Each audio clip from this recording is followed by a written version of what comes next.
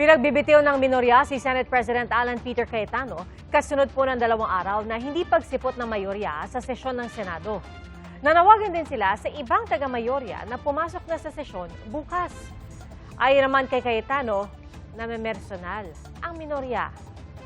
Saksi si Sandra Aguinaldo. Senate President Alan Peter Cayetano should resign as he has shown that he cannot function as the leader of the Senate anymore. Yan ang panawagan ng minorya sa ikalawang araw ng di pagsipot ng mayorya sa sesyon ng Senado.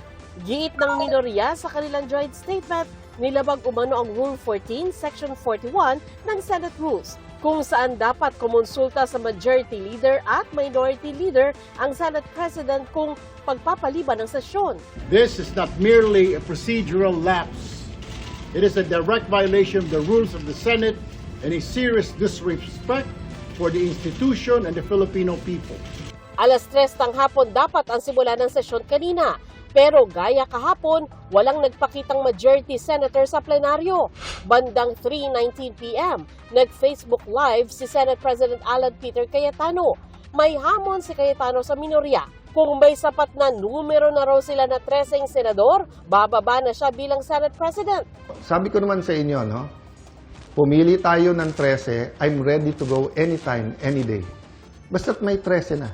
Show me 13, wala nang problema. Ipinaliwanag din ni Cayetano kung bakit wala ang 11 majority senators sa sesyon. Aniya, paraan ito para hindi maapektuhan ang trabaho ng mga komite ng Senado, partikular ang Blue Ribbon Committee na nakatakdang magsagawa ng pagdinig sa flood control scandal sa Huwebes. Ginamit nila yung parliamentary tool na walk out para po hindi matuloy ang pag-change ng rules. So ngayon po ang majority, ginagamit din po ang rule sa tama, morally, legally, to ensure na hindi agawin ang mga committees para po matuloy ang hearing ng Blue Ribbon sa Thursday. Sa kanilang press conference kanina, itinanggi ng minorya na hinahadlangan nila ang pagdinig ng Blue Ribbon. Abuse po yan ng sinasabi niyang parliamentary rules ng Senado.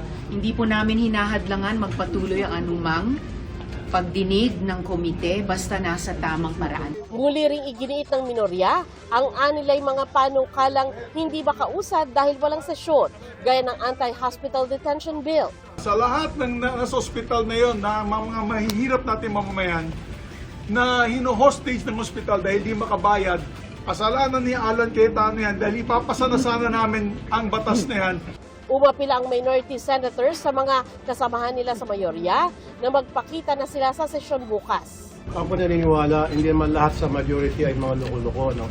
Meron pa rin sa kanilang mababait. So I appeal to those members of the majority na meron pang katinuan sa pag-iisip, pumasok naman kayo.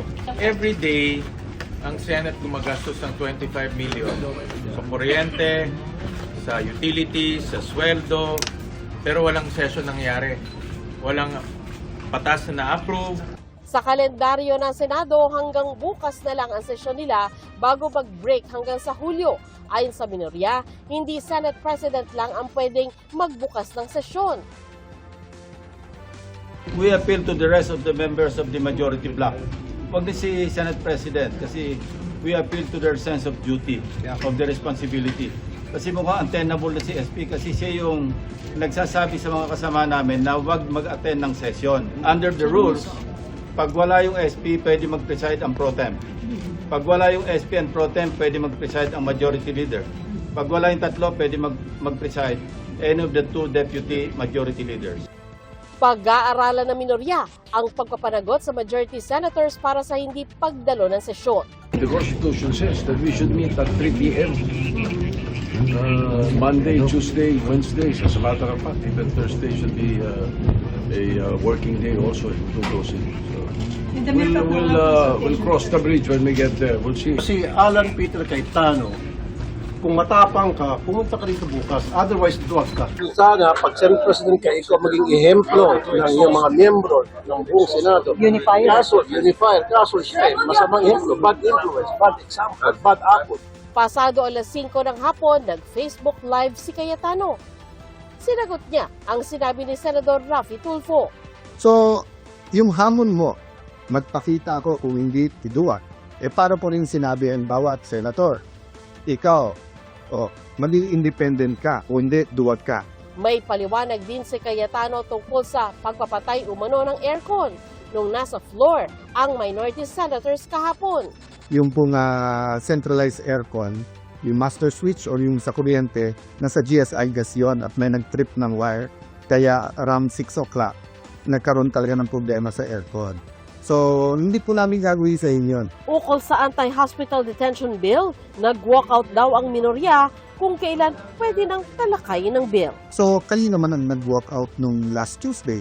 Willing na lang kami na i-take up yan. Lahat is sa side namin, we're ready. So, wag yung i-biski bintang one-sided. Dagdag ni Cayetano, pinepersonal umano siya.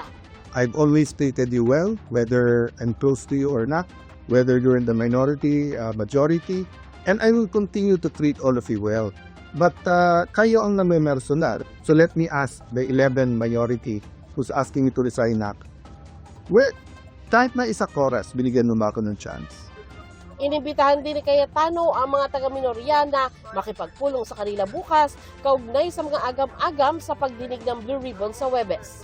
Sinabi ni Senador Erwin Tulfo, bukas sila na magpunta sa hearing sa Huwebes. Pero pag-usapan natin, sino-sino magkukompose yan. Okay, dapat balance. Merong mga member ng minority, huwag yung puro majority. Inilantad din ni Tulfo ang 4 na kasamahan nila sa minorya na sinuyo umano para tumalon sa mayorya. Yes, kinakausap namin. Sumanib na kayo dito sa amin. Ganon din naman po sila, Miss Vicky. May kinakausap silang 4 sa amin na sumanib sa kanila.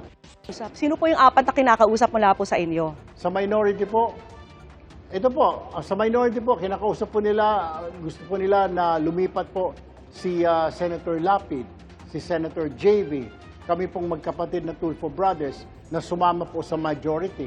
Inoferan din po kami ng komite.